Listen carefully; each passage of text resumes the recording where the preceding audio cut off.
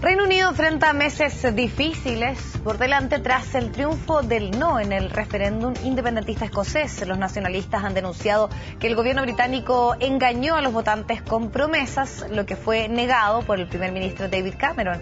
Para conversar sobre el futuro del Reino Unido y también de otros movimientos independentistas en Europa, estamos con Florence Ardú, analista internacional, a quien le agradecemos muchísimo conversar de este interesantísimo tema. Buenas tardes, Diana. Cuenta.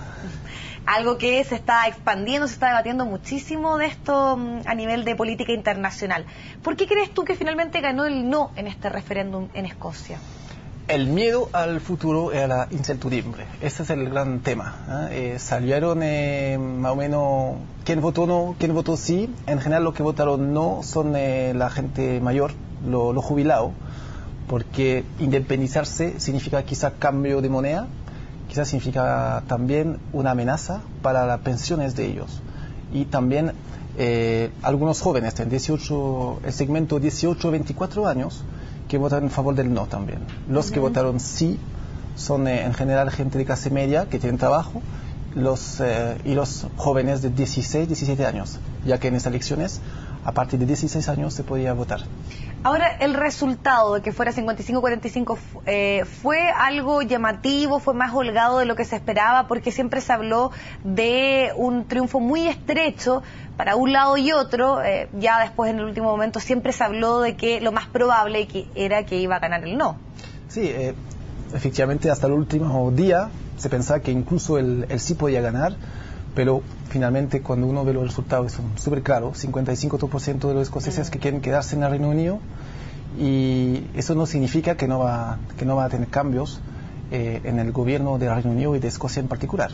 Ahora, ¿qué cambios se van a implementar? ¿Qué es lo que tiene también, como lo comentábamos en la presentación, un tanto nervioso a David Cameron, a Inglaterra? Porque igual hay una cierta autonomía que se le va a dar a Escocia, que para muchos dicen que en el papel es bastante similar un poco a la independencia. Exactamente. Ya Escocia tenía una autonomía bastante grande. Desde 1997 se inició un proceso de lo que llaman ellos la devolución, es decir, devolver poderes al Parlamento escocés, pero efectivamente con la campaña para el referéndum para la independencia de Escocia, el miedo, el susto fue tan grande para los gobernantes británicos, ingleses en particular, que prometieron que en caso de que gane el no, es decir, que Escocia quede con el Reino Unido, ellos se comprometían a dar aún más autonomía a Escocia. Y en particular, ¿qué serían esos cambios que le van a entregar esa mayor autonomía? Claro, los cambios va a ser para cómo gobernar los asuntos interiores. Educación, la fiscalidad también. Se está negociando que el Parlamento escocés, el gobierno escocés, pueda recaudar algún impuesto, lo que no era el caso en este minuto, pero todos los asuntos exteriores quedan en la mano del gobierno central del Reino Unido.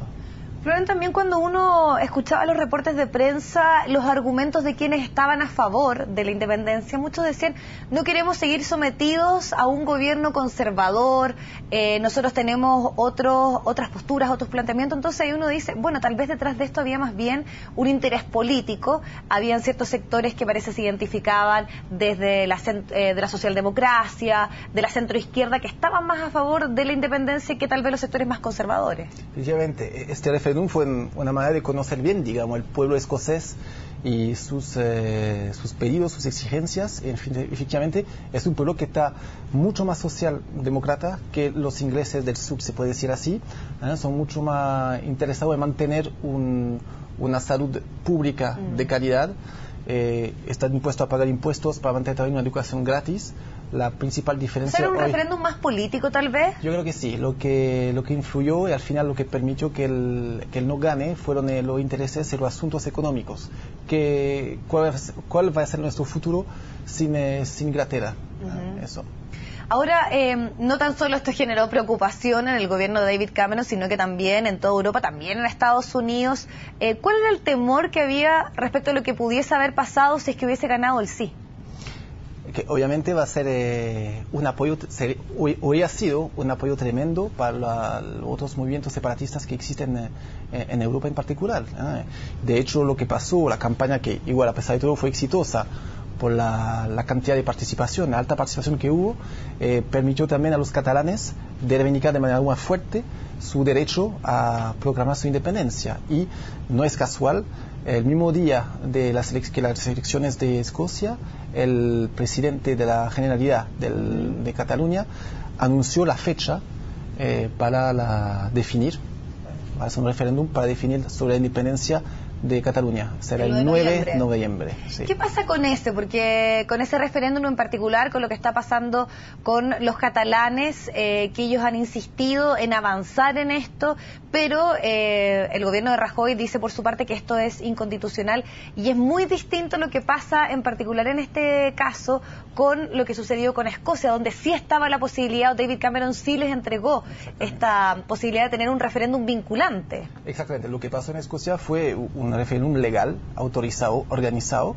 y efectivamente en Cataluña el Tribunal Constitucional, la Constitución española, según dice el gobierno de Rajoy, impide a una comunidad autónoma de definir o no su independencia. Entonces es el gran problema de hoy. Pero la encuesta es tan clara, 80% de la gente que vive en Cataluña hoy no que están en favor todavía de la independencia, pero quieren sí o sí un referéndum para emitir un voto, para emitir su opinión.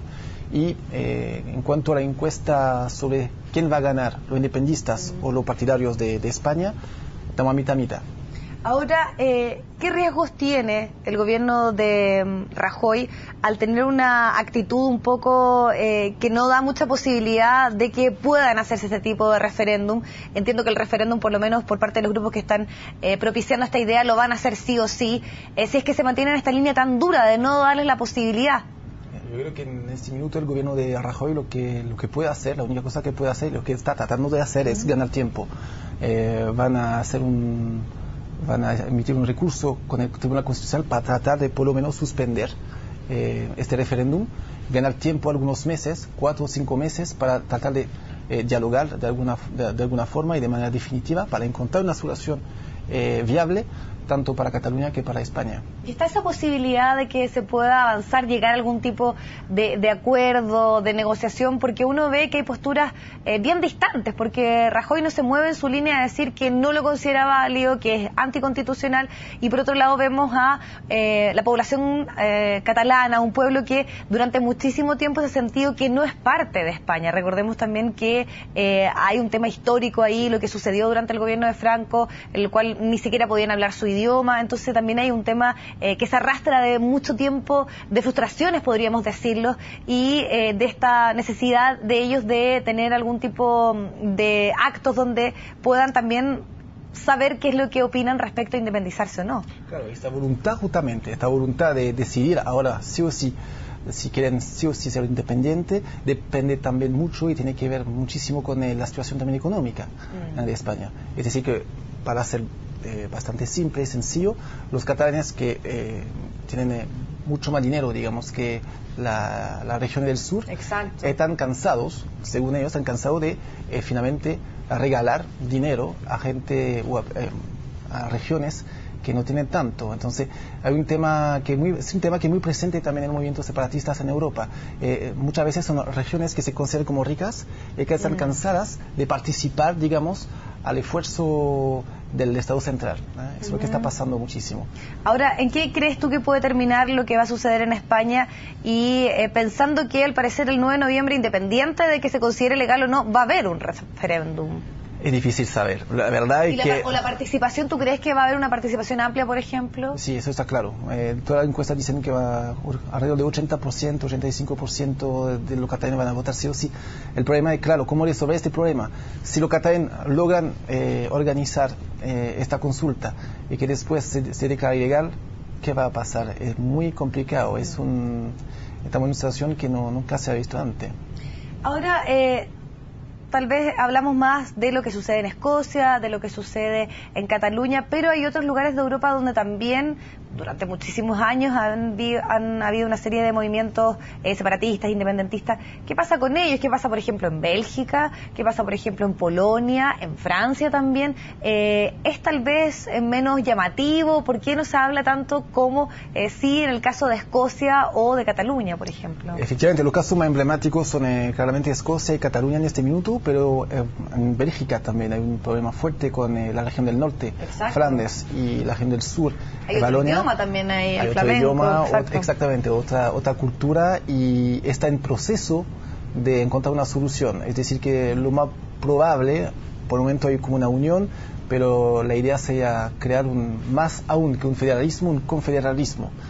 Y hay otras regiones, como en Italia del Norte también, donde siempre la misma problemática que los catalanes, los italianos del norte consideran que ganan muchísimo dinero y que de este dinero una gran parte le dan a gente, a regiones más pobres en el sur, entonces eso origina un descontento. ¿Es por eso un poco el temor también de la Comunidad Europea en general respecto a este tema en puntual?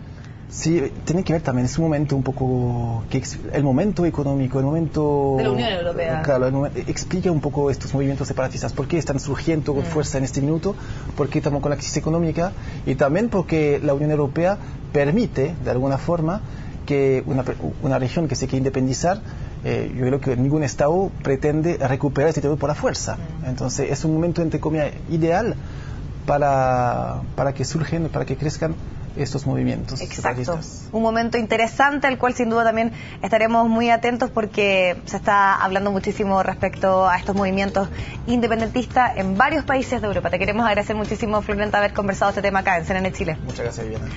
Vamos al corte y ya volvemos.